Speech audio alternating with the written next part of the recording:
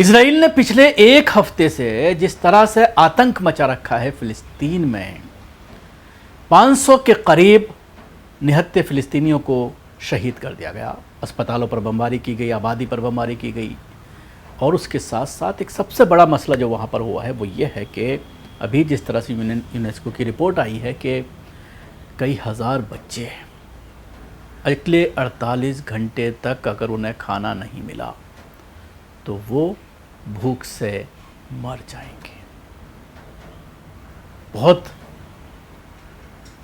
भारी हो जाती है बात, दिल भारी हो जाता है जब इस तरह की बात आदमी सुनता है, पढ़ता है, लोगों तक पहुंचाने की कोशिश करता है कि आज जब हम लोग जो मर्ज़ी होती है वो खाते हैं, ऐसे में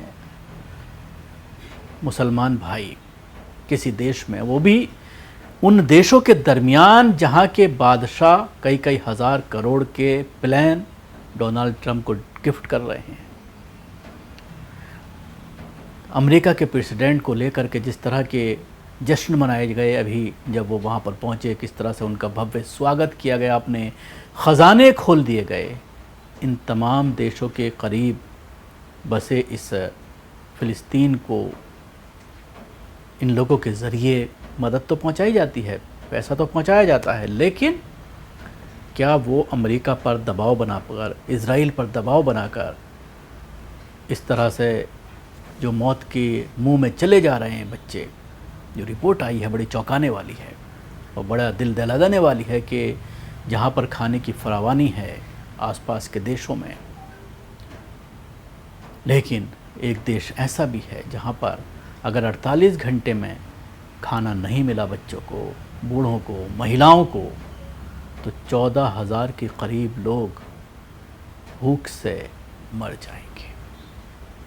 अब इस मामले में जब काफ़ी इंटरनेशनल दबाव बना, हस्तक्षेप हुआ, कई मुल्कों ने इसके ऊपर आपत्ति जताई, तो मंगलवार को इजरायली अधिकारियों ने बताया कि सुरक्षा जांच के बाद मंगलवार को 93 सदस्यता ट्रक गाज़ा पट्टी में प्रवेश कर गए हैं। वहीं संयुक्त राष्ट्र के मानवीय सहायता कार्यालय का कहना है कि सहायता सामग्री को केवल फिलिस्तीनी सीमा तक ही पहुंचाया गया है। संयुक्त राष्ट्र का कहना है कि गज़ा में उसकी टीम ने मंगलवार को क्रॉसिंग तक पहुंचने और सहायता सामग्री प्राप्त करने के लिए घंटों इंतज़ार किया, लेकिन इजरायली सेना ने अभी तक इसकी अनुमति नहीं दी है। ये बयान देते समय में आया है कि जब गाज़ा में भुखमरी की चेतावनी के बीच नागरिकों तक सहायता पहुंचाने के लिए अंतर्राष्ट्रीय दबाव बढ़ गया है। इजरायली सेना का कहना है कि इस सहायता में बेकरी के लिए आटा, शिशु आहार, चिकित्सा उपकरण और दवाएं शामिल हैं। सोशल मीडिया पर जारी संदेश में कहा गया है कि IDF गाज़ा पट्टी में मानवीय सहायता उपलब्ध कराने जारी रखेगा और ये सुनिश्चित करने का हर संभव प्रयास करेगा कि ये सहायता आतंकवादी संगठन हमास के हाथों में ना पहुंचे।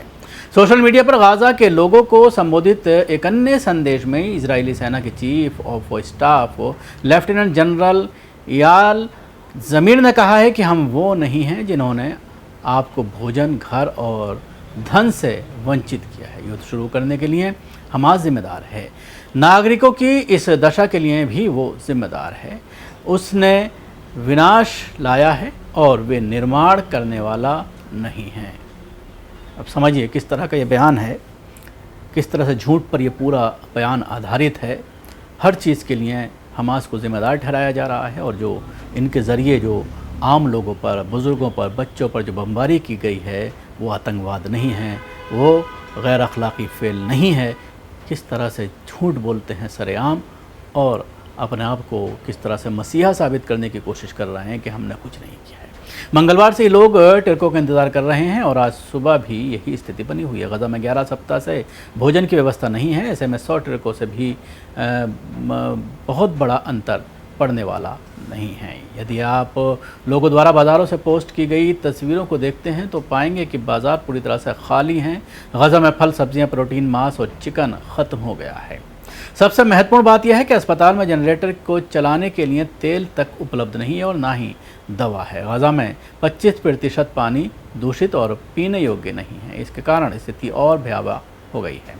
इजराइल हमले में गाज़ा में 15 लोगों की अभी आज ही सुबह जो है वो मौत हुई। हमास द्वारा संचालित नागरिक सुरक्षा सेवा का कहना है कि रात भर में इजरायली हवाई हमलों में लगभग 15 लोग शहीद हुए हैं। इन आंकड़ों में उत्तरी गाज़ा के जबालिया में 11 लोग शामिल हैं और 13 अन्य घायल हैं। इसके अलावा एक अन्य हमले में एक बच्चा भी और उसके साथ ही 2 और लोग शहीद हो गए हैं। दक्षिण गाज़ा में खान यूनुस के पूर्व में हुए 2 अलग अलग हमलों में 2 और लोग शहीद हुए हैं। इसके साथ ही FFP समाचार एजेंसी ने बताया है कि रात भर हुए हमलों में कुल 19 लोग शहीद हुए।